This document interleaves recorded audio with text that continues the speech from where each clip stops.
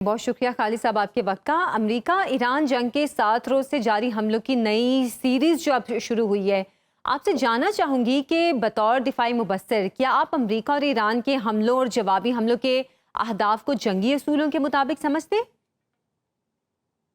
जी, बहुत शुक्रिया आयशा, आपने इनवाइट किया है। देखिए, मिलिट्री ऑब्जेक्टिव दोनों ने जो अचीव करने थे वो तो एक माजी का हिस्सा बन चुका है। हमने देखा कि 40 दिन जो जंग रही, अमेरिका ने अपने तौर पर हासिल करने की कोशिश की और ईरान ने अपने तौर पर। लेकिन उसके बाद जो अभी सिलसिला शुरू है बड़ा अफसोसनाक है, क्योंकि हम्म। अमेरिका ने भी पूरी ऑप्शंस एग्जॉस्ट कर ली थी। 40 दिन एक सुपर पावर के लिए बहुत होते हैं, एक ऐसे मुल्क को हमला करके मजबूर करना जो तकरीबन 47 सालों से सैंक्शंस पे था। बिल्कुल। और ईरान के लिए ये एक न्यू फाउंड लीवरेज थी, 40 दिन तक उसने सस्टेन किया।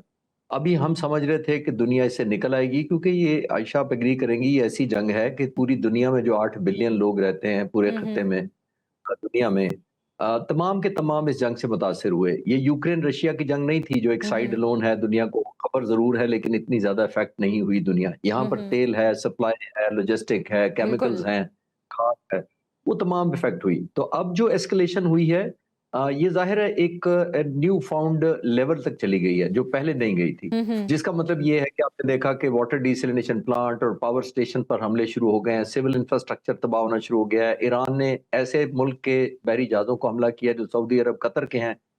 उन पे बड़ी खतरनाक है जो ये मुल्क, खास तौर पर कतर, तो प्राइम मिनिस्टर उनके उस फोटो शूट में अंदर और उस ग्रुप फोटो में मौजूद थे स्विट्जरलैंड में, उनको भी टारगेट कर दिया गया।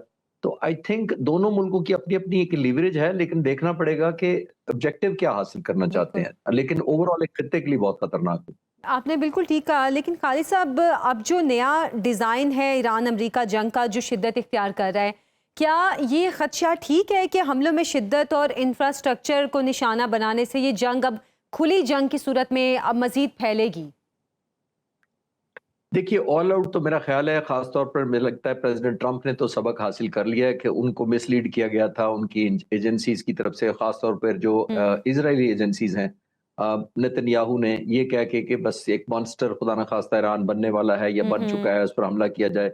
और अब तो अमेरिकन लीडरशिप खुल के, जो पास्ट की लीडरशिप है, वो कह रही है कि ईरान के पर हमले पे बहुत ज़्यादा उकसाया गया। हम्म। नेतन्याहू ने ख़ास तौर पिछले 20-25 सालों से हर आने वाले सदर को कहा, लेकिन प्रेसिडेंट ट्रंप उनकी बातों में 1 साल में 2 दफ़ा ट्रैप हो गए, नंबर हम्म। 1। और दूसरी, आपने देखा कि ईरान ने भी एक न्यू फाउंड लीवरेज हासिल की, उसको भी बहुत एतमाद और कॉन्फिडेंस है, सस्टेन किया उसने, फिर उसने स्ट्रेट ऑफ हॉर्मुज़ ब्लॉक कर लिया। फिर उसने देखा खामेनेई साहब का जो शहादत का जनाज़ा था, उसने एक नया कॉन्फिडेंस दे दिया, ख़ास तौर पर जो हार्डलाइनर एलिमेंट था उनको दिया कि कॉम्प्रोमाइज़ करने की ज़रूरत नहीं है, और इतने उन्होंने इमोशनल नारे भी लगाए। और अभी-अभी एक बयान 2 दिन पहले आया है कि जो-जो इस ज़िम्मेदार है, हम बदला ज़रूर लेंगे इससे। बिल्कुल। तो इस वक़्त एक डायमेंशन बहुत ज़्यादा वसी हो गई है। प्रेज़िडेंट ट्रंप पर भी ऑब्लिगेशन है, उनको नेतन्याहू का प्रेशर है, ज़ायनिस्ट मीडिया का प्रेशर है, इंटरनल पॉलिटिक्स का प्रेशर है, सर पे इलेक्शन आ गए हैं, दुनिया हॉस्टेज बनी हुई है तेल की निस्बत, प्रेज़िडेंट ट्रंप को ब्लेम किया जा रहा है। तो आई थिंक उनके ऊपर भी बहुत ज़्यादा प्रेशर है, इसलिए वो चाहते हैं कि जितनी जल्दी जंग खत्म करके मैं मूव ऑन करूँ, अपने जो मिड टर्म इलेक्शन है उस पर फोकस करूँ, कोई लेगेसी छोड़ के जाऊँ, क्योंकि उनका वैसे भी सेकंड टर्म है। तो हम्म। ये इतनी फोर्सेस हैं जो कन्वर्ज कर रही हैं आने वाले वक्तों में। तो खालिद साहब, क्या जंग के फेज़ 1 में तो डोनाल्ड ट्रंप बार बार कह रहे थे कि हम ज़मीनी कार्रवाई का इरादा नहीं रखते, लेकिन अब फेज़ 2 में कुछ ये खबरें भी आ रही हैं कि गालिबन 50,000 अमरीकी फ़ौजी जो हैं वो इस वक्त पूरी तरह तैयार हैं, हाई अलर्ट पर हैं। तो क्या अब अमरीका ज़मीनी कार्रवाई का इरादा रखता है? आयशा, देखिए, अभी भी इस खित्ते में बिल्कुल आपने ठीक कहा कि उनकी बहुत ज़्यादा फ़ौज मौजूद है, 50,000 नफरी कम नहीं होती। दुनिया बिल्कुल। के 192 ममालिक में से तकरीबन 140 ममालिक की जो फ़ौज है वो 50,000 या उससे कम है। तो हम्म। अंदाज़ा लगाएं कि ये जो फ़ौज इस वक्त अमेरिका की मौजूद है, ये तकरीबन 140 ममालिक की फ़ौज के इंडिविजुअली या बराबर है या बिल्कुल। उससे ज़्यादा है।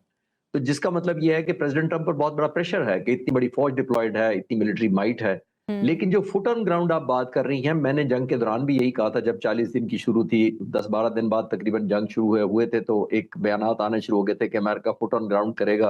तो मैंने उस वक्त भी इसका समझा था कि ये नहीं हो सकेगा, ये वायबल ऑप्शन नहीं है अमेरिका के लिए। उसकी हम्म। वजह ये है कि आपने सिर्फ सिर्फ फुट ऑन ग्राउंड करना नहीं होता। पैराट्रूपर्स को ये नहीं होता कि पैराशूट दे के आप लैंड करवा देते हैं किसी आइलैंड के ऊपर। बिल्कुल। आपने उससे पहले इंटेलिजेंस गैदरिंग करनी होती है, हम्म। एक्यूरेट, वहां से क्या रेजिस्टेंस आपको मिलेगी वो देखना होता है, कितना सेल्फ डिफेंस मैकेनिज्म वहां मौजूद है। फिर जो आप ड्रॉप करते हैं ट्रूप्स को, उनको अपने communication, logistic, weapons, timely information सब कुछ रिप्लेनिश और रिफ्रेश करना होता है कंटिन्यूसली। एक सप्लाई चेन आपको मेंटेन करनी पड़ती है। फिर जो ट्रूप्स आप उतारते हैं वो सिर्फ कैमरे के लिए नहीं उतारते कि आप एक न्यूज़ ब्रेक कर देते हैं। वहाँ पे उन्होंने लोगों ने ओवर पावर करना है जो रेजिस्टेंस होगी, फिर कमांड एंड कंट्रोल संभालना है वहाँ पर, चाहे ऑयल की डिस्ट्रीब्यूशन है या कोई और है, शिपिंग है। तो संभालने के बाद उन्होंने परमानेंटली उसको सिक्योर करके फिर दावा करना है कि हमारे जो ट्रूप्स ऑन ग्राउंड है वो मकसद पूरा हो गया है। बिल्कुल। उसके लिए जो एट्रिशन होगी, मैंने उस वक्त भी कहा था, मेरा आज भी मानना है, मेरा नहीं ख्याल अमेरिकन प्रेसिडेंट या कोई उनके लोग तैयार होंगे इस तरह की अपनी तबाही और खास तौर पे ह्यूमन लॉसेस के लिए। और अभी जेडी वैंस ने तो कह भी दिया कि हमारा कोई प्लान नहीं है, लेकिन मेरा ख्याल है प्लान वायबल भी नहीं है ये।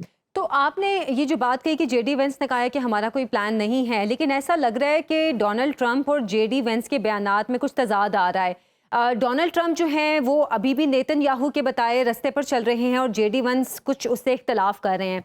तो आने वाले दिनों में हमें क्या ऐसा लग रहा है कि अमेरिकन प्रेसिडेंट और जो वाइस प्रेसिडेंट हैं उनके रास्ते अलग हो रहे हैं? नहीं, ऐसा तो कुछ नहीं है। ये अपनी-अपनी ओपिनियन होती है, कुछ एक्सप्रेस ज़्यादा कर देते हैं। आपने देखा प्रेज़िडेंट ट्रंप के हम्म। बयानात जब जितने over the period of non serious हुए हैं, जेडी वैंस के उस तरह नहीं हुए हम्म। हैं। वो ज़्यादातर कंपोज़र के साथ बात करते हैं और इन्फ्लेटेड बात नहीं करते हैं, वेरिएशन बहुत ज़्यादा नज़र नहीं आई। तो आई थिंक उनकी पर्सनैलिटी के साथ इस तरह का है। प्रेज़िडेंट ट्रंप किसी और तरीके से बात करते हैं, कन्वे करते हैं, लेकिन जेडी वैंस ने जो अभी बयानात दिए हैं, वो आपने मुझे ज़्यादा रियलिस्टिक इसलिए लगते हैं कि उन्होंने उसी साँस में ये भी तो कहा है ना कि इज़राइल शरारत करता रहा है जंग को एक्सटेंड कराने के लिए, वो बिल्कुल। बड़ी रियलिज्म के करीब है। हम्म। प्रेसिडेंट ट्रंप उस तरह खुल के नहीं कह रहे, लेकिन जेडी वैंस ने तो कहा है कि इजराइल शरारत करता रहा है और अब चाहता है कि जंग को लॉन्ग। और मेरा तो कई दिनों से मानना है कि नेतन्याहू चाह रहे हैं कि या ये जंग चलती रहे इसी तरीके हम्म। से, लेकिन अगर होना है तो नो वॉर और नो पीस के दरमियान में चले, लेकिन पीस ना हो पाए, क्योंकि नेतन्याहू के लिए ये जो आने वाला वक्त है, अगर अमन हो जाता है तो वो तो फिर एग्जिस्टेशनल थ्रेट है, उसके लिए सुइसाइडल है और उसके लिए फ्यूचर उसका जो पॉलिटिकल करियर है वो कॉम्प्रोमाइज हो जाएगा, बिल्कुल। क्योंकि उसके पास मिलिट्री ऑब्जेक्टिव के बाद कोई वॉर ट्रॉफी दिखाने को है कोई नहीं अपने लोगों को। हम्म। अच्छा, तो फिर खालिद साहब, अब लबनान में हिजबुल्लाह और यमन में हौसी ईरानी प्रॉक्सीज की सूरत में मुतहरिक हैं। क्या ईरानी प्रॉक्सीज अमेरिका के खिलाफ ईरान की मदद कर सकेंगी? जंग के मैदान में प्रॉक्सीज पर जो मुनहसिर वॉर स्ट्रेटजी है, क्या मायने रखती है? देखिए, जो हौसीज या कोई और इस तरह की जो प्रॉक्सी इस्तेमाल होगी वो तो लोकल जो रीजनल मुल्क हैं उनके खिलाफ ही इस्तेमाल होगी, क्योंकि अमेरिका तक तो कोई मिसाइल इस वक्त नहीं नजर आता जाता, या इसराइल तक भी नहीं मिल सकता ये जो उनके प्रॉक्सी या होती हैं कम अज कम।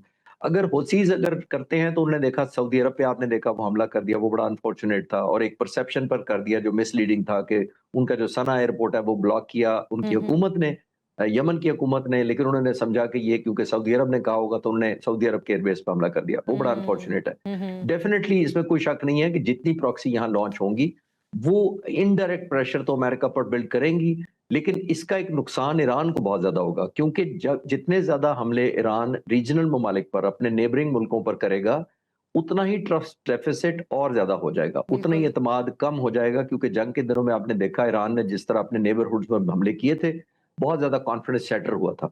एक और आखिरी बात मैं इस सवाल के जवाब में जरूर चलूं कि देखिए, इस वक्त ये मिडिल ईस्ट के तमाम ममालिक ऑलरेडी एक रियलिज्म की तरफ जा रहे थे, न्यू फाउंड रियलिज्म की तरफ, कि अमेरिका उनका साथी है, था जरूर, लेकिन वो उनको प्रोटेक्ट नहीं कर सका, अपने बेसिस भी नहीं कर सका।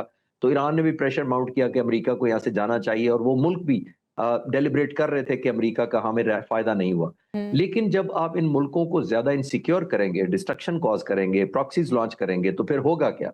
वो ममालिक दोबारा अमेरिका से रुजू करेंगे और उसको एंगेज करेंगे कि कम अज हम्म। कम वो रहे।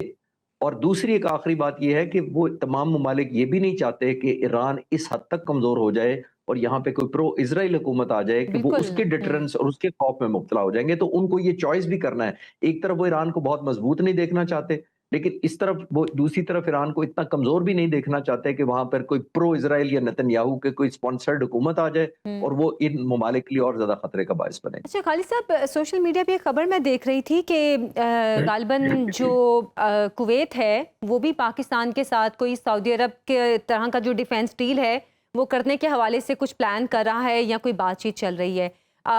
अगर ऐसी कोई बात सच है भी तो क्या कुवैत अब ये चाह रहा है कि पाकिस्तान की फोर्सेस या ट्रूप्स कुवैत की सरजमीन पर जाकर ईरान के खिलाफ ये जंग लड़ें? तो फिर तो पाकिस्तान का किरदार काफ़ी मुश्किल हो जाएगा।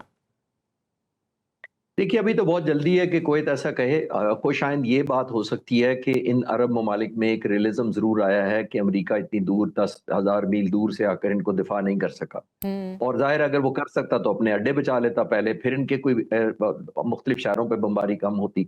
इनमें जो जितनी इन्फ्लिक्शन हुई है आपने देखा जितनी की है, तमाम अरब ममालिक इनडायरेक्टली और डायरेक्टली इफ़ेक्ट हुए हैं, बिज़नेस कम हुआ है, हॉस्पिटैलिटी और जो होटल सिस्टम है वो कॉम्प्रोमाइज़ हुए, एयरलाइन इंडस्ट्री, इंफ्रास्ट्रक्चर बहुत ज़्यादा तबाह हुआ है। तो उनमें एक रियलिज़्म तो आया है। कुवैत में भी और बहुत सारे और ममालिक में भी। जी। लेकिन उन मुल्कों ने अब ये देखना है और मैं भी ये क्वेश्चन के साथ कहूँगा, ज़ाहिर है हमारी ख्वाहिश ज़रूर होगी कि कोलैबोरेटिव एक रीजनल अलायंसेस बने जहाँ पाकिस्तान पर डिपेंडेंसी और हमारी उन पर डिपेंडेंसी हो अपने-अपने पर्सपेक्टिव में। लेकिन देखना ये होगा कि ये जो ममालिक जिनकी हम बातें कर रहे हैं, इजिप्ट है, तुर्की है, कुवैत है, कतर है और ये सऊदी अरब तो ऑलरेडी है हमारे साथ। तो इनको देखना पड़ेगा कि ये अमेरिकन इन्फ्लुएंस से निकल पाएँगे? कि इतने बड़े फैसले करें क्योंकि इनकी ऑब्लिगेशंस भी कुछ मुल्कों की है, चाहे वो हम्म। डिफरेंट नोयत की हो। वो उसके लिए शायद अभी टाइम ना हो आपको डिस्कस करने का, लेकिन जो अमेरिका के साथ उनके बॉन्डेज हैं, वहाँ से इन्फ्लुएंस कम करके ही ऐसा होगा कि हम्म। दूसरे मुल्कों के से वो कनेक्ट करें और उनको एंगेज करें। तो बिल्कुल। अमेरिका चाहेगा कि इन्फ्लुएंस कम हो जाए, वो भी देखना पड़ेगा। वो अब हम्म। कंफर्ट लेवल वो खुद कितना पैदा कर पाते हैं बिटवीन उनके अपने मुल्क के और अमेरिका के, वो देखना पड़ेगा। तो उस पर डिपेंडेंट ज़रूर होगा, लेकिन ये ज़रूर हुआ है कि एक न्यू फाउंड जैसे मैंने अर्ज़ किया कि रियलिज़्म ज़रूर आया है इन ममालिक में कि अमेरिका वो नहीं रहा कि हमें आकर प्रोटेक्शन देगा। अच्छा खालिद साहब, अमेरिका यकीनन ये कोशिश कर रहा है कि ईरान को उसके नेबरहुड से तनहा किया जाए। इराक पे ईरान का काफ़ी असर रसूख है, रिलीजियसली भी और प्रॉक्सीज के हवाले से भी। अभी रिसेंटली जो इराक के वज़ीर आज़म की डोनाल्ड ट्रंप से मुलाकात हुई है, तारीफ़ों के पुल भी बांधे हैं उन्होंने, तो क्या अब अमेरिका पूरी तरह ये कोशिश कर रहा है कि इराक की तरफ से भी ईरान को तनहा कर दिया जाए? और कुछ खबर ये भी थी कि गालिबन इराक की फोर्सेस ने, स्पेशल फोर्सेस ने कोई बड़ी असलहे की खेप पकड़ी है जो कि हिजबुल्लाह को सप्लाई की जानी थी। देखिए आयशा, बदकिस्मती से अमेरिका को ये रियलाइज़ करना पड़ेगा कि लॉन्ग टर्म में जिन-जिन ममालिक का उसने अपैरेंटली भला करने का हम सबको बताया, कहाँ भला हुआ? कौन से हम्म। मुल्क हैं जो सद्दाम हुसैन को हटाने के बाद इराक का क्या हाल हुआ? सीरिया में बिल्कुल। हाफ़िज़ अल-असद और बशर अल-असद के बाद क्या हाल हुआ? लीबिया में कर्नल कज़ाफ़ी को हटाने का क्या हाल हुआ? तो हम्म। अमेरिका ने तो जो ही उनको हटाया, फिर पुल आउट कर लिया। इसीलिए तो आपने देखा है कि कहीं भी वेलकमिंग नहीं है वो। ईरान में भी इराक में भी आपने देखा कि अभी डाइवर्जेंस है। कोई एक यूनिटी ऑफ कमांड नहीं है। जी अब जी। आपने देखा कुछ सेगमेंट्स हैं जो ज़ाहिर है प्रो अमेरिकन है, उसमें इज़राइल एलिमेंट भी है। और कुछ मलेशिया है जो इराकी मलेशिया है वो ईरान को सपोर्ट कर रही है। हम्म। तो ये तो एक चलता रहेगा क्यों, और वो फिर एक धकेला जाता है। जब आप इन्फ्लुएंस करेंगे, ईरान ने मेरा ख्याल है 45 साल पहले या 40 साल पे ये रियलाइज़ कर लिया था कि हम अकेले मुकाबला अमेरिका का नहीं कर सकेंगे, हम्म। आयतुल्लाह ख़ुमैनी के वक़्त पे। और बिल्कुल। उन्होंने ये सोचा कि फिर हम ऐसे फोर्सेस या ऐसे अलायंसेस डेवलप करते हैं जो इज़राइल को और अमेरिका को लोकली एक जिसको कहते हैं रेजिस्टेंस दे सकें। वो लेबनान भी हुआ, फिर यूती भी हुआ, फिर इराक भी हुआ और बहुत जगह पे हुआ। तो ये हम्म। सारे के सारे डायनामिक्स अब दुनिया में हमें ही देखना पड़ेगा कि आया ये बाय चॉइस बनाए गए हैं या बाय कंपल्शन बनाए गए हैं। आने वाले वक्तों में अपना इन्फ्लुएंस ज़ाहिर है मेजॉरिटी वो डोमिनेट कर पाएगा जो एक ज़्यादा इन्फ्लुएंस क्रिएट कर पाएगा। तो ये एक हम्म। फ्लूइड सिचुएशन है। अमेरिका को रियलाइज़ कराना पड़ेगा कि वो हर मुल्क के अपनी मर्ज़ी से अंदर 10,000 मील दूर आके ये क्यों क्लेम कर लेता है कि मैंने ही सिक्योर करना है, मैंने ही बिल्कुल। लीडर को हटाना है और मैंने इन लोगों का भला करना है। जबकि रिकॉर्ड में एक मेरा ख्याल एग्ज़ाम्पल भी अमेरिका के पास ऐसी नहीं है जिसको वो प्राउडली कह सके कि ये मुल्क एक रोल मॉडल है, इसको देखें तमाम मुल्क। बिल्कुल।